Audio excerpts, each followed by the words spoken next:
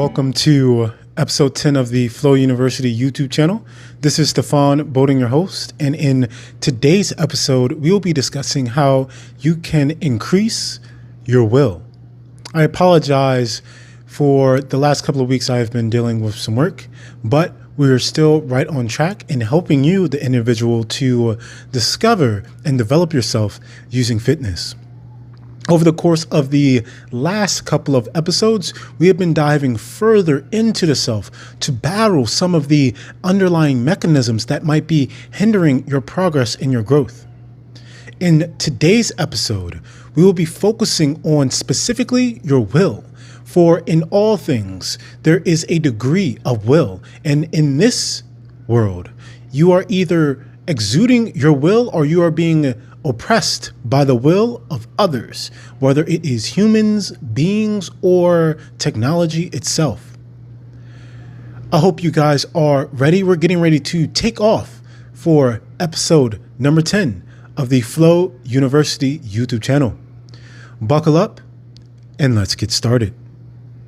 The law of conservation of energy states that energy can neither be created nor destroyed, only converted from one form of energy to another. Originator, Antoine Lavoisier. This goes into key number 1 as we begin episode number 10. The art of saying no. Now, for a moment, for you, the viewer, I want you to go back to your childhood.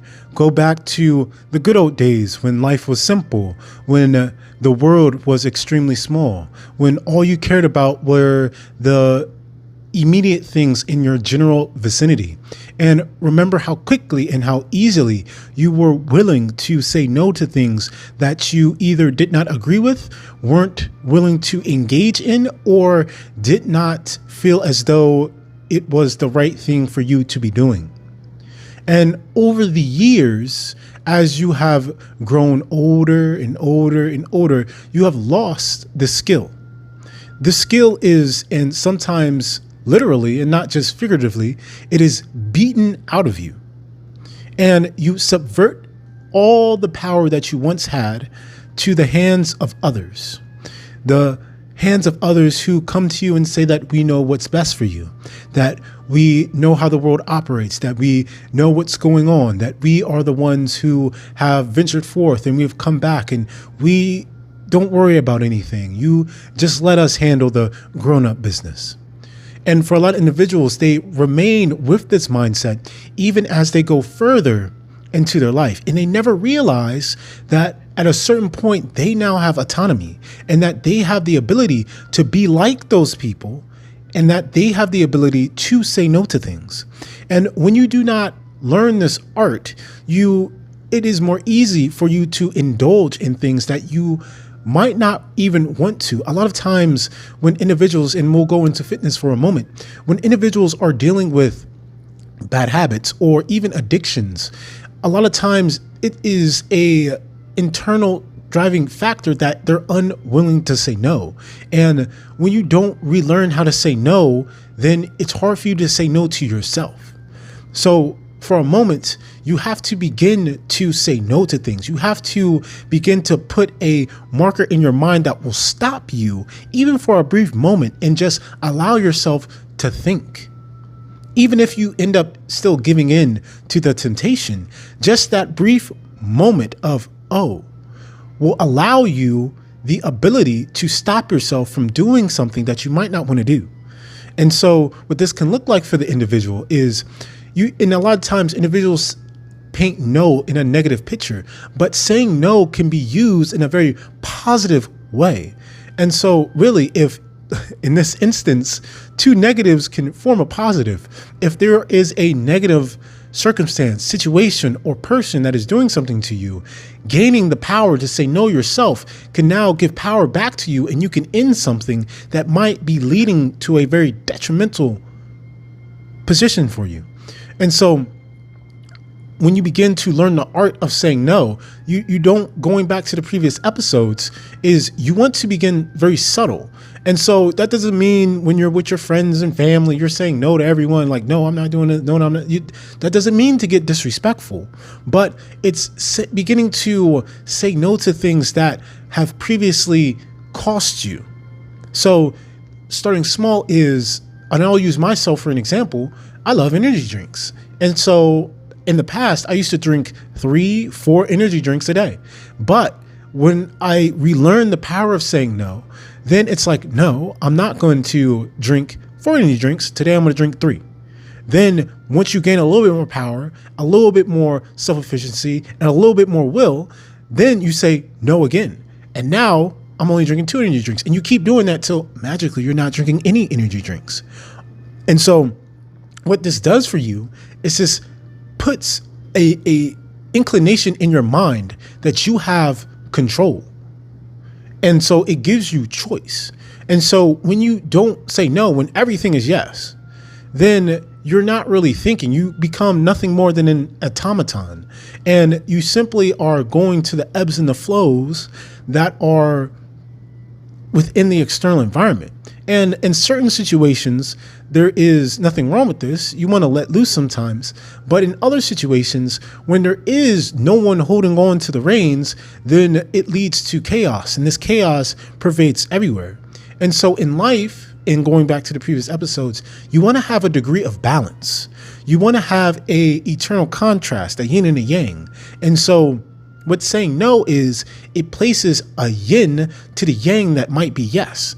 And so you're able to balance between the mechanisms that are within yourself, but also you're able to create a balance within the external. Because if all you're doing is giving into the external, then the self, the internal self, which we're trying to discover and develop, will never have an opportunity to express itself and gain power within itself.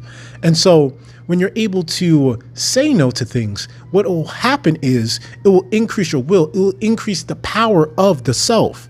Because now, a lot of times, and you see this a lot of times with individuals when they've gone through trauma, and they restrict themselves and they hide themselves and they place themselves in a box. And so a lot of these individuals, they don't like conflict. They don't like confrontation because it might bottle up the trauma. And then they might have their self might be exposed to things they have been trying to hide from. And so what will happen is these individuals, they won't necessarily engage with things, or they'll allow people to just continue to do things to them. This is what you see in abusive relationships. When someone isn't willing to say no, then the other person, they're continuing to exerting their will onto them, and they're continuing to hamper down and oppress and restrict and bottle them up. But when you're willing to say no, at the very least, now the self can project itself outward. And now the self can say, here I am. And we're putting an end to this. And now I have control.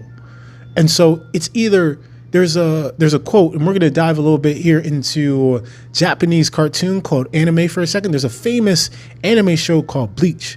And the main character, Ichigo, he is battling some of his internal factors of himself. And one of his internal factors is called Hollow Ichigo. For all case and purposes, this could be to the shadow that is within oneself. And so there's a very pivotal moment when Ichigo is battling his hollow self, and there comes a time when the hollow self of Ichigo goes on this tremendous rant, and it's beautifully articulated, where he describes this relationship between a horse and the master. And what the hollow Ichigo is saying to the real Ichigo is that you don't want to invert the process. You don't want to bastardize the process.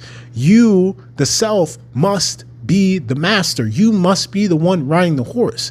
If the horse now becomes the master, then you, my friend, are being ridden. And for a lot of individuals within modern society, you are being ridden by other individuals, by other influences, by mechanisms. And so what saying no is doing is saying no is re-inverting the process to its correct alignment of you being the master and you having holding on to the reins and are in control of what's going on. So start subtle with saying no and begin to say no in different ways. And saying no will also help you individuals with peer pressure. And so a lot of times individuals, the crazy thing about peer pressure is that peer pressure never ends. Peer pressure doesn't begin in adolescence as teens and then goes away when you're an adult. Peer pressure begins the second you come out of your mother's womb to the day you die. It starts with the people around you, and it goes to your workplace. It goes to when you're in the grocery store. It goes to when you're out just walking on the street.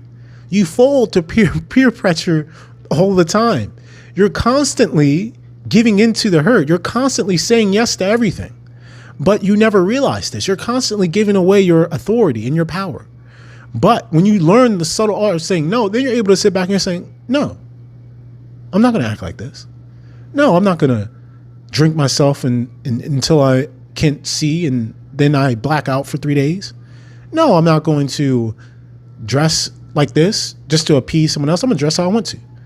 And so what this will do for you is this will help you to see what is good for you, what is detrimental to you, what are influences in society. It'll help you to really see what's going on. It'll help you to see the underlying mechanism, what's going on under the hood. A lot of individuals, they see society in its nice picture, but they never see what's working underneath the surface, the mechanisms, the players, the movements, the ebbs, and they're never able to see any of that. And so when you're able to step back and then look underneath or go over top, then what you'll see is, oh, okay, I need to say no a little bit more often, especially for you individuals that shop at regular grocery stores. And I'm not trying to make anyone paranoid, but you have to understand what's really going on. If you understand finances and you understand business, then when you walk into the grocery store, then you know not all the products in here are set up in a way that is going to maximize and is in the best interest of my health and my longevity. It's in the best interest of filling the pockets of those who are placing these items here on these shelves. And yes, while some individuals have good intentions, some good intentions can become bastardized if the right values aren't upheld. And it's hard to hold up high values in today's society because society doesn't care about high values. Society cares about the values that is going to move society forward. And so for you, the individual, you have to be aware of this and you have to learn and know when to say no to certain things. And this will go into key number 2. You want to develop presence. And so what you see a lot of times in modern society, and I'm going to do a quick commentary on gym culture for a quick second, because in the modern gym culture, what you see, and I'm laughing because it's quite funny. What you see is when you walk into a modern gym is you see a lot of people restricting themselves. No one has presence in modern gym culture. The only individuals who have presence in modern gym culture are the individuals that have discovered and developed themselves. So for you, the individual, a lot of times, if you take a step back when you go into the modern gym environment, what you will see is you'll see no one interacting with themselves, no one talking to each other. Everyone's on their phones. Everyone's looking down.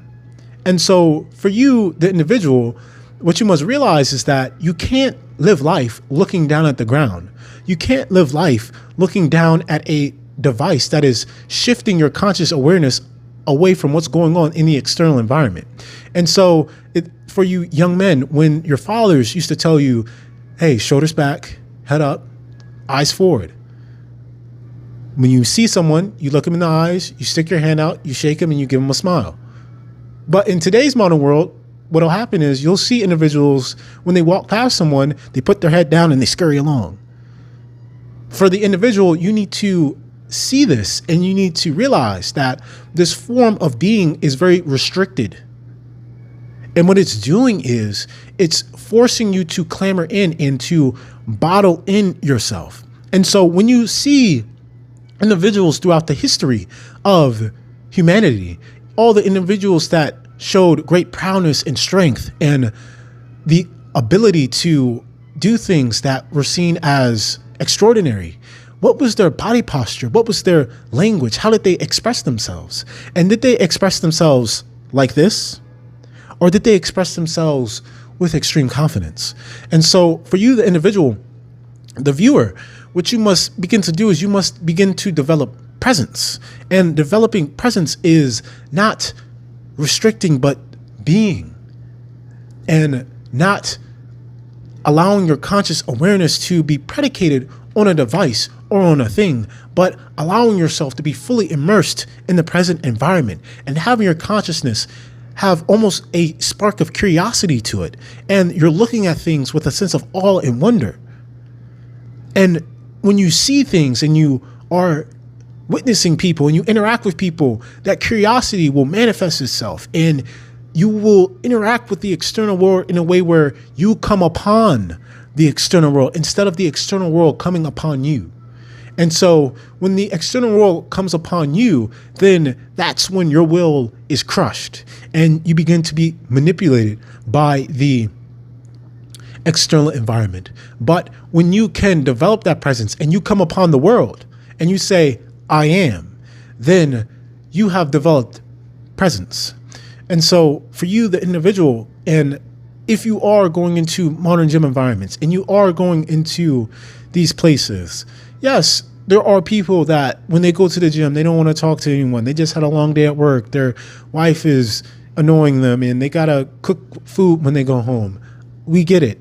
But instead of simply giving in to the most simple and convenient thing, take a second back and see what opportunity could be had if I engaged in a beautiful conversation with this human being. A lot of times, humans, there is so much that can be had. There is so much progress that can be made. There is so much growth that can occur. But we don't see the opportunities that lay at our feet because we blind ourselves. We cast a veil in front of our eyes. We knit ourselves into a tiny little box. And if you want to realize your potential, you have to understand that the only people that have ever been able to do that were the individuals that stepped out of the box. And from out of the box, then they were able to see all that is. And so develop that presence and don't be scared of having a conversation with someone. In today's world, we simplify so many things and we categorize so many things that we categorize other people and other human beings so that people will stereotype other humans and they'll look at someone and say, oh, they're like this. Oh, they probably do this. Oh, I know how these type of people are. Oh, I know how this person thinks. I know how this person acts. I don't want to be associated with this person.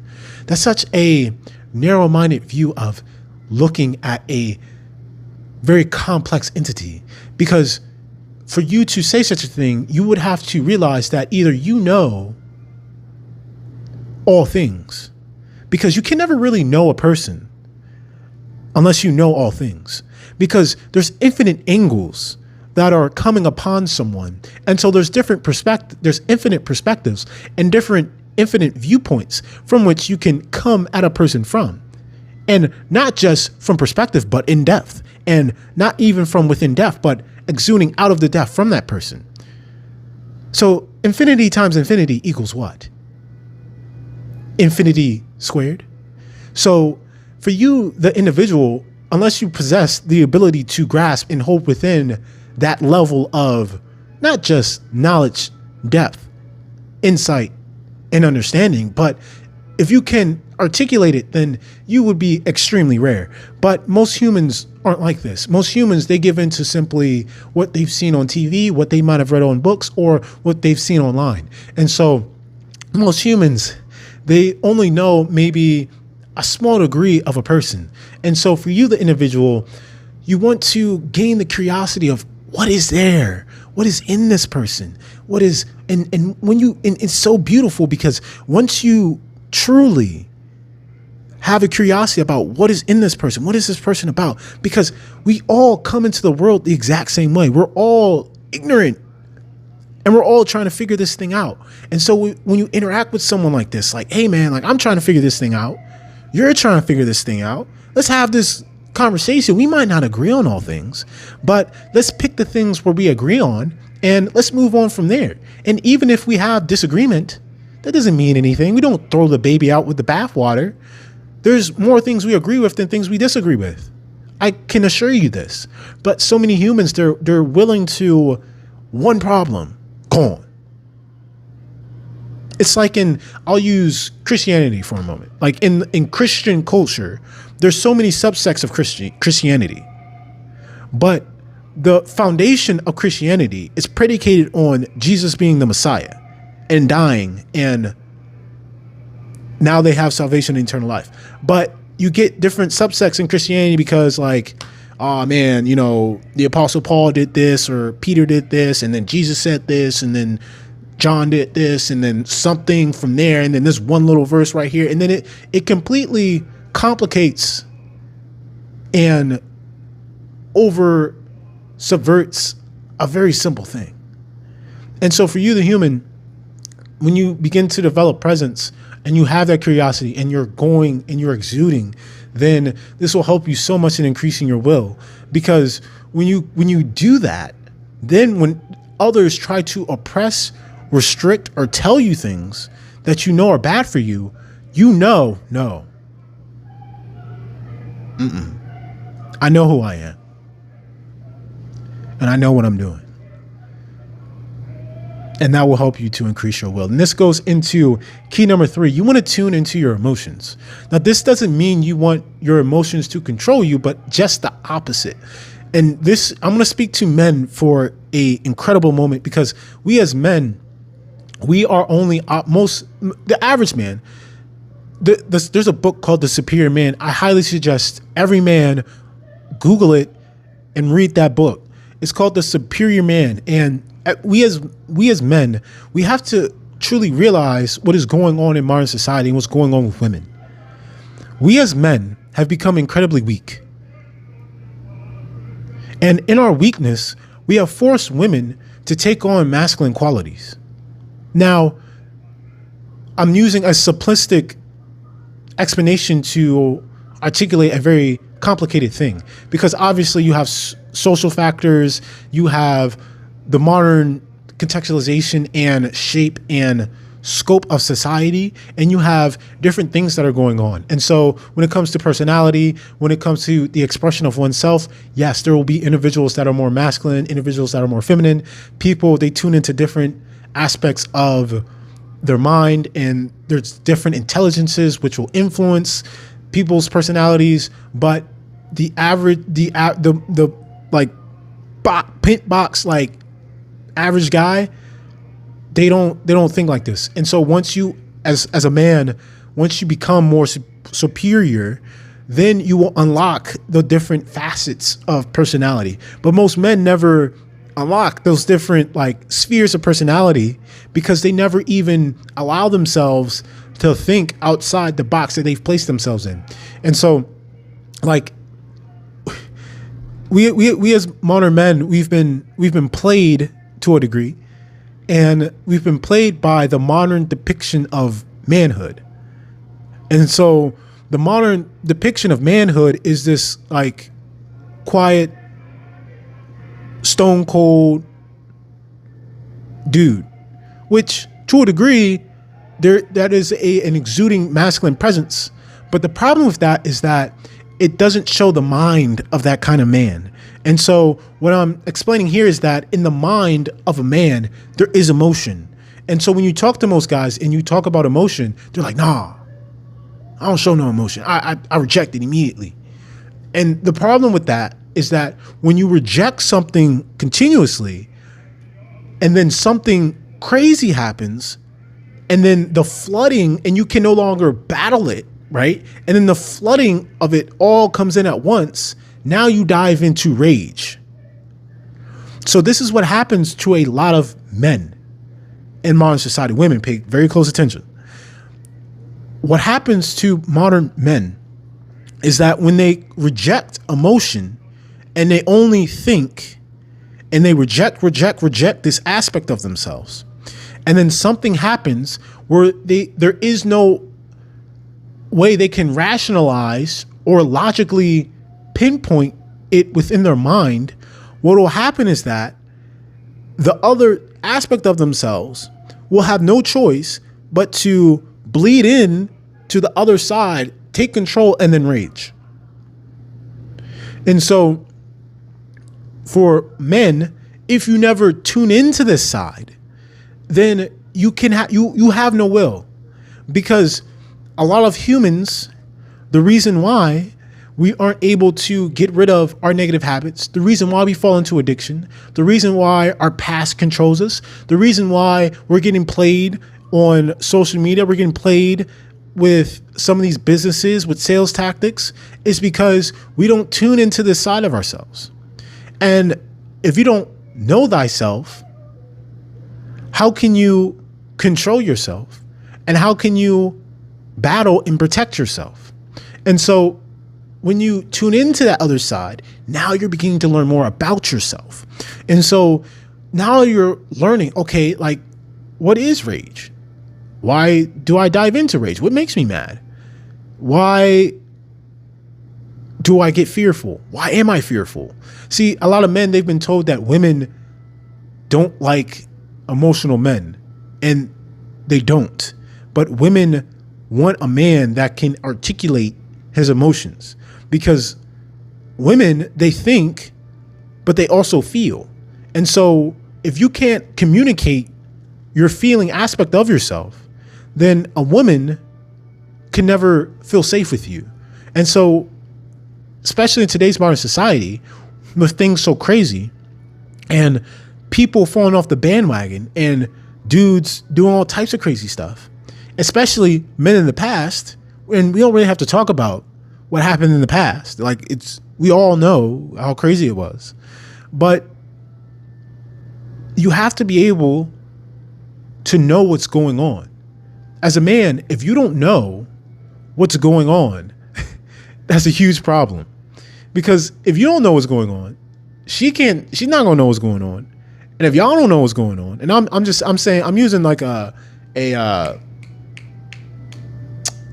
using a man-woman relationship, but this even goes with like homosexuals, trans, like this goes with everything. So like, and not even like relationships. This goes into like not even, sex relationships. This goes into like just a human relationships.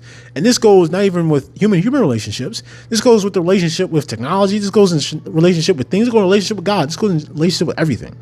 Like, if you don't know what's going on in the emotional aspect of yourself, then you're easily controlled and manipulated. This is why guys get played so much. Guys, if you don't want to get played, know what's going on with your emotions. So this is very, and even women too. Like, women, tune into your emotions. A lot of women, what'll happen is they know their emotions, they know what's going on, but they're not able to control it. And so what'll happen is they'll feel rage, they'll feel anger, they'll feel fear, they'll feel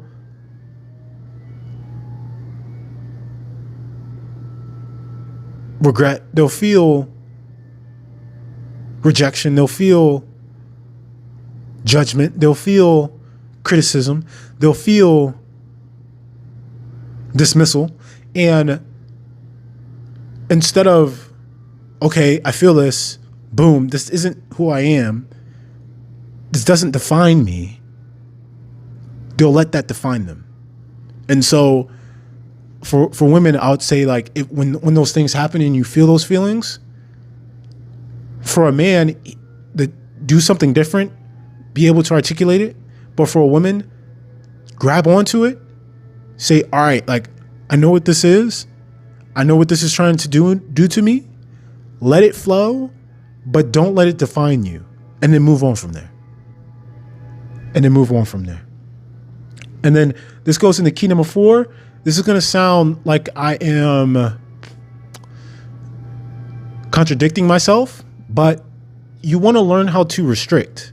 And so I said previously that there'll be others that will try to restrict you.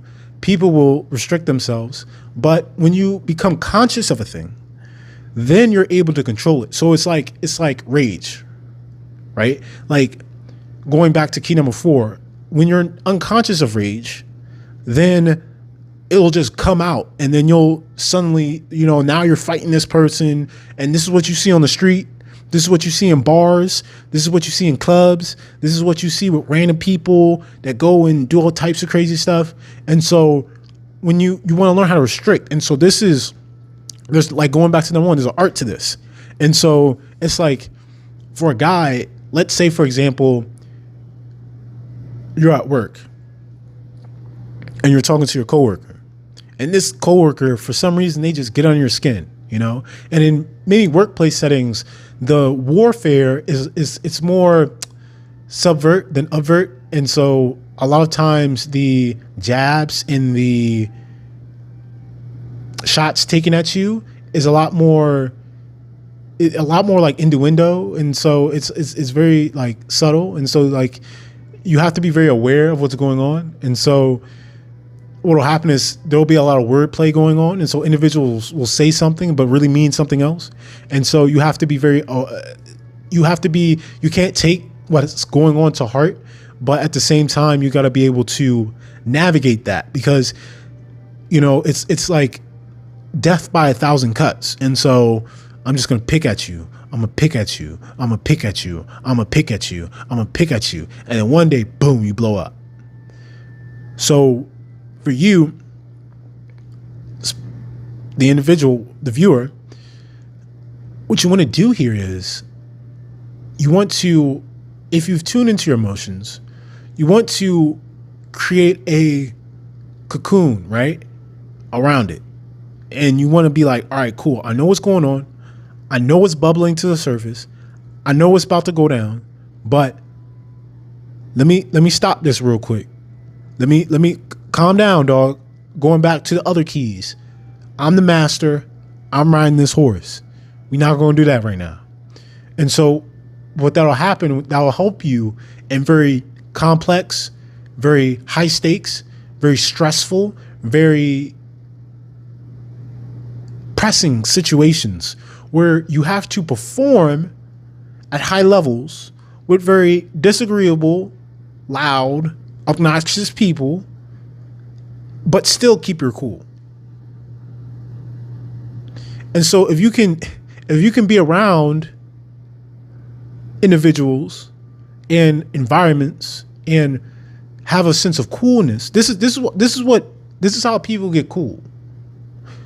People get cool because even when there's heat, even when there's I'm using a very extreme example, even when there's a gun to their head, they're able to just be like, yo, come on, dog. Let's not do this here. Let's go do something else, dog. Like I'll buy you some like hot chocolate or something, and then like we can sit down, we can rap. That's what'll help you guys, right? And like, let's say it's I'm gonna use a quick sports analogy to kind of paint this a little bit better. Let's say no one likes the ball hog. Let's say we're playing basketball, right? No one likes the person that just likes to dribble the ball around the court, do a whole bunch of fancy moves, and then throw up a crazy low percentage shot that has no chance of going in. And then every once in a while they'll make it, and it's like kind of cool, like, whoa, he just made a fancy crazy shot. But then like the other 90% of the time, it's like, dog, come on, bro. The dude was right. The dude was on the baseline wide open, and you could have passed the ball.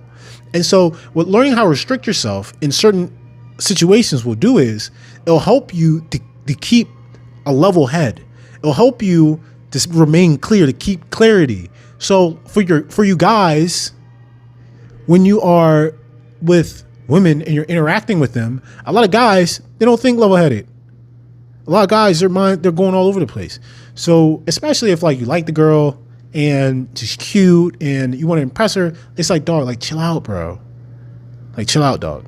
Same thing with women. Like you with a guy, he's like fantastic. Like just, all right, dog. Like, all right, cool. Like, you know. So it's helping you to. But if you never. Then there can be you continue to fall prey. And so this will help y'all out. So going into key number 5, you want to become limitless. And this might be the most important key of all the episodes. And so most people place limits on themselves. Most people think they Now, let me preface here. You are not currently limitless, because you get certain people and their egos go through the roof and they think they're God and they've, they're everything. And it's like, you're a piece, you're a part, you're an aspect, but you're not the whole thing. If you were, you currently wouldn't be existing. The fact that you have a body means that there's a limit that either has been placed, you've placed, or in some aspect was placed. So in that, like, your current form is limited. So there are limited aspects of yourself, but the potential for you is limitless. So when you have and I'm going to dive into 3 planes of existence to explain this. So starting from the physical, the physical capabilities, abilities, and prowess of humans is limitless. Like, you see records being, it's like when the mile, it was under 4 minutes. When the first under 4 minute mile was achieved, no one thought it could be done, but then it was done. And then everyone's like, yo, like, we can run under 4 minute miles. And then everyone started doing it. It's like when someone reached the top of Mount Everest, it was like, oh, then everyone started going to the top of Mount Everest. And so what you see happening is that it's up to the individual to be like, going back to the little engine that could. I think I can. I think I can. I think I can. I think I can. Then I could. And not only that I could and I should, I did. And then when people gain belief within themselves that they can do something, this is when progress can be made. But when you have this, then you're able to do different things. So from a physical aspect, you have the circumference, the range of motion, the skin that's surrounding your internal organs. But after that, like, your ability is so insane. Like, especially if you master fluidity, flexibility, mobility, strength, different movement patterns. And I would tell you guys, really engage with movement in so many different ways. In modern gym culture, what you'll see individuals engage with fitness in only like 1, 2, maybe 3 ways.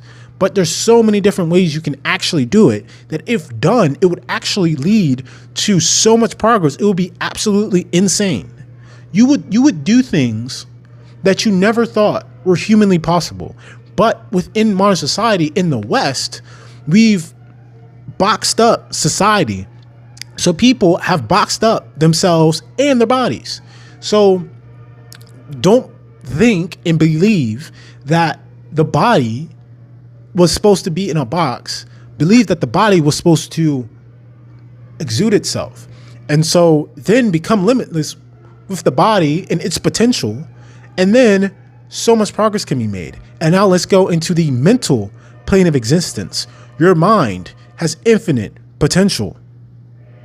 Your mind, to a degree, cannot grasp everything. But it has the potential, maybe. I don't know, and it's not going to happen unless we create a crazy technology. But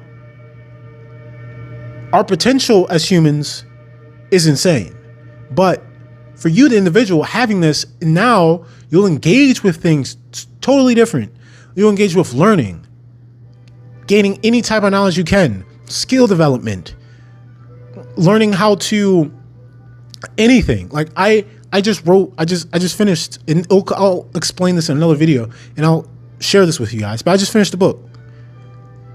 It's almost 100,000 words. I never, in my wildest dreams, thought I could write 100,000 word book.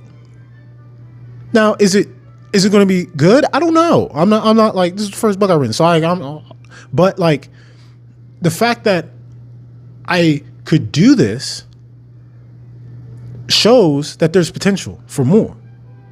And there's individuals that have showed tremendous potential.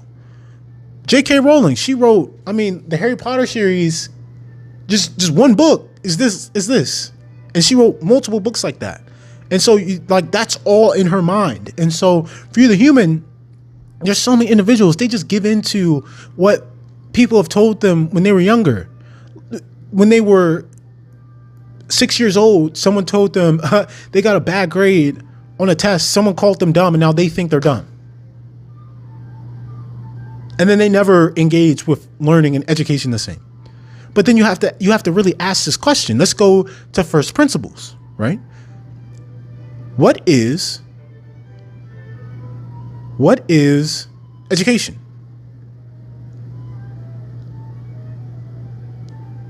And so when you truly ask questions and you attack things and you not give in to what's going on in the external world, and then you exude, you tune in.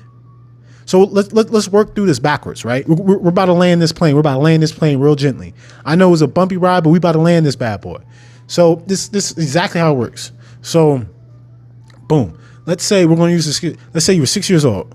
You got a bad grade on your test. Your classmates saw that you got a D on the test and called you dumb. In your mind, because you don't know how to restrict, you get mad and you start yelling at them, right? And then y'all get into a little skirmish, right? And then the teacher comes up and the teacher's like, what happened? And then you say, well, Susie called me dumb. And Susie's like, yeah, because you got a bad grade in your test. And your teacher hushes you up and both of y'all get disciplined. And then she calls your parents. So now you're not only a dumb kid, you're a bad kid. So then you get home, your parent sees that you got a bad grade in your test. Now you got a D and you got an ass whooping. So then after that, because you don't know how to tune into your emotions, the feeling of being dumb and bad and your butt being a little red, because not everyone spanks their kids, I'm just saying, but like some people do. So like it's like the perfect trifecta. Like you got a D, you got called bad, and you got like, that's like beautiful. And so now you have this feeling of just straight garbage just within you. And so every time you go to school, you're going to feel garbage. And so every time you see Susie, that little kid, you'll be like, yo, Susie, I just feel straight garbage. So now every time you're in that environment, just garbage. And so you're never engaging with learning the same again, because every time you go within it, you just have bad experiences, just past trauma from it. And so now you never develop presence, because the last time you exuded yourself, the teacher called your parents and you got whooped. So so now you never exude yourself. I'm gonna go sit in the back of the class and just be quiet. And then you think you're dumb. So like when you get a D on the test, you just kind of, shove it in your backpack and it's like, whatever. I'm not a smart kid. I'm gonna just, after I'm done with school, I'm gonna just get a job, I'm gonna work, and then that's about it. And then you never truly realize your potential. And then you never really say no to things, because like, what do you guys say no for? I mean, I'm just going to do what I do. Your friends come, and then now you're hanging out with them, and you guys are the bad dumb kids. Y'all see how this is working, right? You're the bad dumb kids. So it's like y'all not stupid. Y'all have nothing going for yourselves. So who cares if you smoke a little weed, you smoke some cigarettes, you drink yourselves till you're blue in the face and you pass out. Who cares? But let's say we invert the process. Let's say you're 15 years old and that same thing happens, right? Let's say you know how to restrict yourself, and let's say you get that bad grade on let's say you get a science test and you got a D. All right, cool. Next one, I'm gonna do better. Susie's now 15. Susie's now, she comes and she's talking smack. Susie, on the next test, I'm gonna beat you. Watch. Now you have the emotion of hey, don't worry about that. Watch me come home and lock this joint in. This is what Michael Jordan did. This is how Michael Jordan became Michael Jordan. Develop presence. All right, instead of me going to the back of the class, I'm gonna sit straight up front right here. Watch this. Instead of I'm gonna just hang out with the boy. Hey dog, I can't hang out tonight. I gotta study for this next science test. I gotta get that A. I gotta be Susie, cause she be talking smack. Watch me get this A. The energy, the whole room, the whole game done changed. So if you can do that, congratulations.